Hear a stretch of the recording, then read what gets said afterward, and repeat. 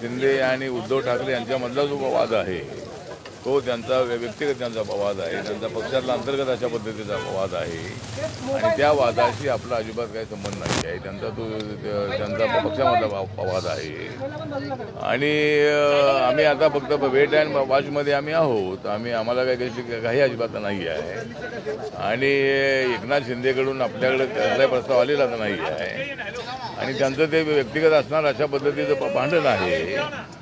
परंतु हे जे सरकार आहे हे सरकार मात्र अल्पमतामध्ये आहे. माझं मत, माझी भूमिका अशी आहे की हे सरकार अल्पमतामध्ये असल्यामुळं या सरकारला सत्तेवर राहण्याचा अधिकार नाही आहे. कारण 37 जे विधानसभेचे आमदार आहेत एकनाथ शिंदेच्या सोबत आहेत आणि त्यामुळं मोठा गट जो आहे तो एकनाथ शिंदेच्या सोबत असल्यामुळं त्या ठिकाणी माननीय उद्धव ठाकरे आणि माननीय शरद पवार किंवा इतर अजित पवार यांनी आमच्याकडे मेजॉरिटी आहे अशा पद्धतीची भूमिका मांडणं अत्यंत अयोग्य आहे.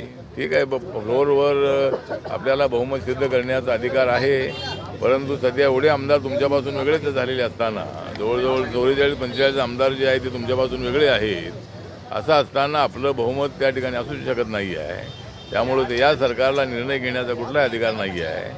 16 आमदारांना सस्पेंड करण्याच्या संबंधामधली हालचाल सुरू आहे, पण आमची सूचना अशी आहे की या 16 आमदारांना तुम्हाला अजिबात सस्पेंड करता येणार नाही. यांनी 37 आमदारांचा 2/3 मेजॉरिटीने त्यांनी आपले आमदार त्यांनी आपल्यासोबत घेतलेले आहेत आणि 2/3 आमदार असल्यामुळं त्यांच्या आमदारकीला अजिबात धक्का लागू शकत नाही. आणि व्हीप जो असतो तो व्हीप हा हाऊसमध्ये असतो, व्हीप हा बाहेर नसतो.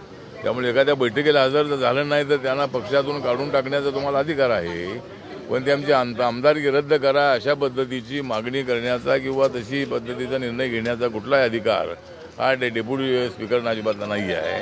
त्यामुळं मला वाटतं की अशा पद्धतीची अन्यायकारक भूमिका अनकॉन्स्टिट्युशनल होता कामा नये आणि एकनाथ शिंदे यांना कायदेशीर अशा पद्धतीचं प्रोटेक्शन मिळालं पाहिजे.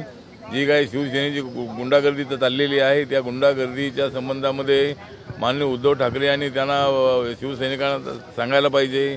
गुंडागिरी करायची असेल, तोडफाड करायची असेल तर तेच तोडफाड करू शकतात असं अजिबात नाही आहे आणि तोडफाड करायची असेल तर एकनाथ शिंदेंच्या सोबतही अनेक शिवसैनिक आहेत.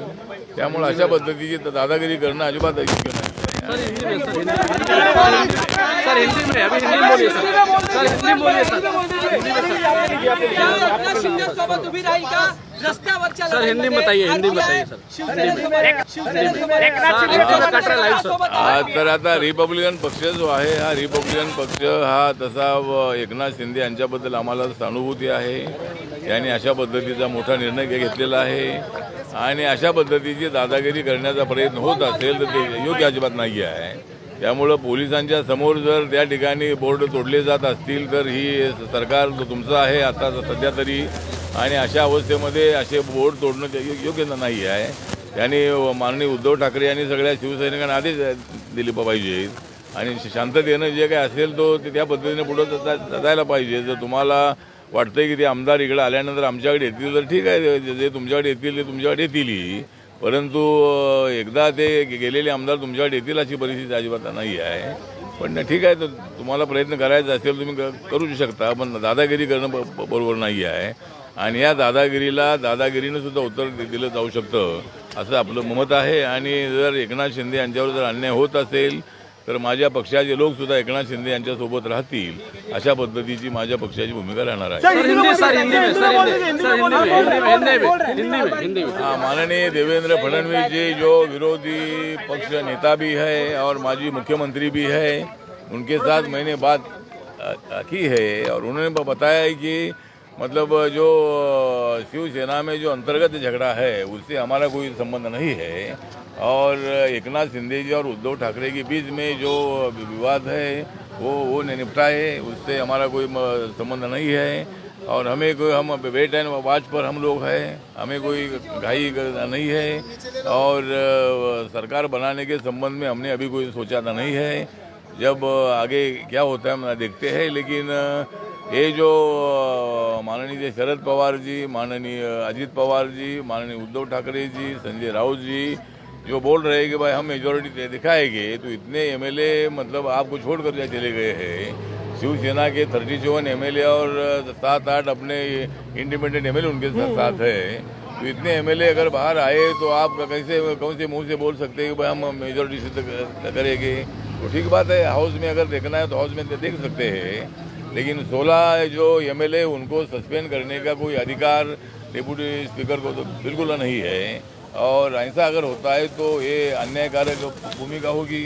महाराष्ट्र में इसी तरह का इलीगल काम नहीं चलना चाहिए। और 2/3 मेजॉरिटी से एकनाथ शिंदे के साथ एमएलए चले गए हैं, तो उनको मतलब शिवसेना की मान्यता मिलनी चाहिए। और इसी तरह की दादागिरी करना अच्छी बात नहीं है। और सरकार बनाने के संबंध में हमने अभी कोई सोचा था नहीं है, जब आगे क्या होता है हम देखते हैं। लेकिन ये जो माननीय शरद पवार जी, माननीय अजित पवार जी, माननीय उद्धव ठाकरे जी, संजय राउत जी जो बोल रहे हैं कि भाई हम मेजोरिटी दिखाएंगे, तो इतने एमएलए मतलब आपको छोड़कर चले गए हैं। शिवसेना के 37 एमएलए और 7-8 अपने इंडिपेंडेंट एमएलए उनके साथ है। तो इतने एमएलए अगर बाहर आए तो आप कैसे कौन से मुंह से बोल सकते हैं कि भाई हम मेजोरिटी से करेंगे। तो ठीक बात है, हाउस में अगर देखना है तो हाउस में देख सकते हैं, लेकिन 16 जो एमएलए उनको सस्पेंड करने का कोई अधिकार डिप्टी स्पीकर को तो बिल्कुल नहीं है। और ऐसा अगर होता है तो ये अन्यायकारक भूमिका होगी। महाराष्ट्र में इसी तरह का इलीगल काम नहीं चलना चाहिए। और 2/3 मेजॉरिटी से एकनाथ शिंदे के साथ एमएलए चले गए हैं, तो उनको मतलब शिवसेना की मान्यता मिलनी चाहिए। और इसी तरह की दादागिरी करना अच्छी बात नहीं है। जो तोड़फाड़ हो रही है इसको रोकने की आवश्यकता है, लेकिन पुलिस के सामने इसी तरह की तोड़फाड़ हो रही है, ये बात बिल्कुल नाजायज़ है और बहुत ही गंभीर बात है। तो पुलिस ने ध्यान देने की आवश्यकता है, उनके सभी एमएलए के घर को प्रोटेक्शन देने की आवश्यकता है। ऐसी दादागिरी बिल्कुल नहीं चलेगी, और दादागिरी अगर करने की कोशिश होगी तो दादागिरी को दादागिरी से उत्तर दिया जा सकता है। इल्लीगल है तो क्या मुख्यमंत्री को इस्तीफा देना चाहिए? आपने कहा अल्पमत में है, इल्लीगल है जो भी चल रहा है, तो क्या मुख्यमंत्री को इस्तीफा देना चाहिए? नहीं, मुख्यमंत्री ने इस्तीफा देना चाहिए, लेकिन अभी मुख्यमंत्री बोल रहे हैं हम हाउस में मेजोरिटी दिखाएंगे। अभी इतनी माइनॉरिटी में गए हैं और मेजोरिटी कहाँ से दिखाएंगे।